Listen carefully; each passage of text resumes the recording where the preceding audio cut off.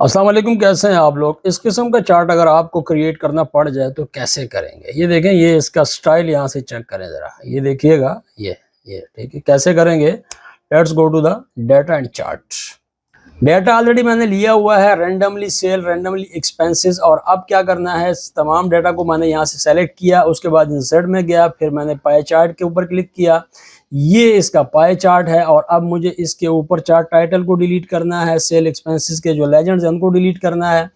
Chart का area उसको मैंने फॉर्मेट करना है, तो format chart area right click करने से यहाँ पे आया और टॉप के ऊपर जाके मैंने इसको सॉलिड फिल पे क्लिक करके तो ये वाला कलर इसको असाइन कर दिया। ये वाला जो हैंडल है मैंने इसको भी डबल क्लिक किया, सेलेक्ट कर दिया और इसको सॉलिड फिल में जाके मैंने इसको क्या कर दिया, ब्लैक कर दिया। इसका जो बॉर्डर है उसको भी मैं यहाँ पे ब्लैक कर देता हूँ, सॉलिड फिल में जाके तो इसको भी मैंने ब्लैक कर दिया। सिर्फ मुझे इसके पॉइंट्स को यहाँ से चेंज करना है, तो मैं काम करता हूँ 13 लिख के इंटर को प्रेस कर देता हूँ।